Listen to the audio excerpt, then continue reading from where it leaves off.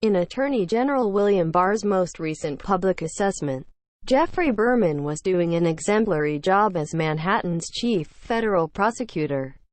There was talk of naming him to another weighty position in the Trump administration, including chairman of the Securities and Exchange Commission or chief of the Justice Department's Civil Division in Washington. With tenacity and savvy, Jeff has done an excellent job leading one of our nation's most significant U.S. attorneys' offices, Barr said late Friday night, adding that the prosecutor had achieved many successes on consequential civil and criminal matters.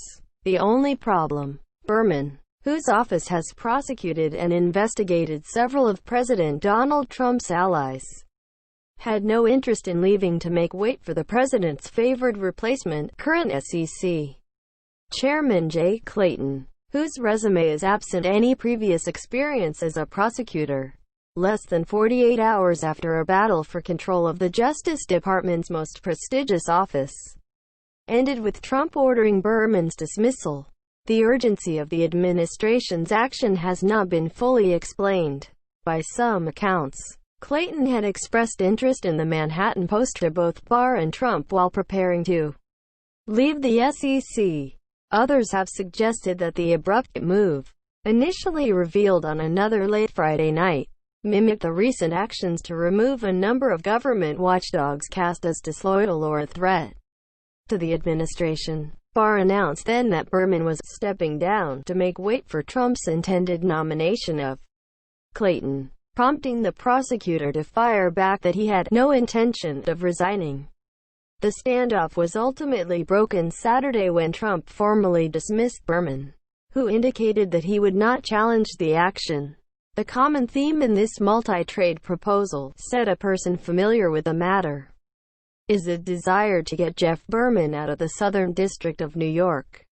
Lawmakers on Sunday continued to raise questions about the sudden removal of the prosecutor who oversaw the prosecution of Trump's former personal lawyer, Michael Cohen, and who also is managing investigations of the president's current lawyer, Rudy Giuliani, along with two of Giuliani's former business associates. You really have to question this Friday night attempted massacre, now completed one, House Intelligence Committee Chairman Adam Schiff, D. Califf, told NBC's Meet the Press. Schiff pointed to Berman's initial refusal to resign, in which the prosecutor referenced ongoing investigations within his office and his desire to advance them without delay or interruption. The prosecutor did not elaborate on the nature of specific inquiries, but his ultimate ouster comes just days after former Trump National Security Advisor John Bolton revealed in a book that the president once sought to interfere in an investigation of a Turkish bank to pacify Turkey's president, Recep Erdogan. The inquiry is being led by Berman's now former office. Berman clearly had a concern for why he was being pushed out, Schiff said. Separately, Sen. Mark Warner, DVA, the vice chairman of the Intelligence Committee, told CBS's Face the Nation that the Justice Department, under Barr's leadership, has repeatedly intervened in politically sensitive cases. Earlier this year, the Attorney General overruled prosecutors to recommend a lighter prison sentence for Trump advisor Roger Stone. More recently, he has become embroiled in an effort to abandon the prosecution of former Trump National Security Advisor Michael Flynn. In both cases, the Attorney General's action drew a hail of criticism and sharp rebukes from a court-appointed arbiter in the Flynn case who called the Justice Department action a gross abuse of power.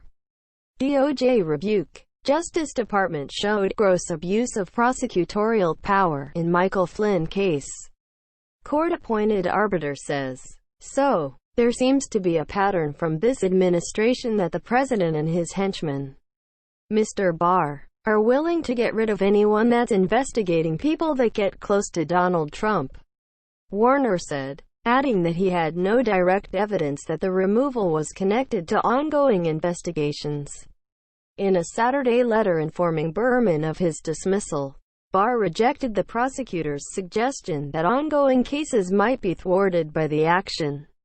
Your statement also wrongly implies that your continued tenure in the office is necessary to ensure that cases now pending in the Southern District of New York are handled appropriately, Barr wrote. This is obviously false. I fully expect that the office will continue to handle all cases in the normal course and pursuant to the department's applicable standards, policies, and guidance. He urged supervisors to take any allegations of improper interference to the Justice Department Inspector General Michael Horowitz for review. In his Friday night statement, the Attorney General said that the President was appointing New Jersey's chief federal prosecutor, Craig Carpenito, to serve in New York, pending Senate action on Clayton's nomination. But Barr walked that back Saturday, saying that Berman's top deputy, Audrey Strauss, would take charge as acting U.S. Attorney until a replacement was seated, a move that appeared to mollify Berman's initial concerns. Senate Judiciary Chairman Lindsey Graham, RSC, one of Trump's most vocal allies in Congress, said the president possessed the authority to remove Berman.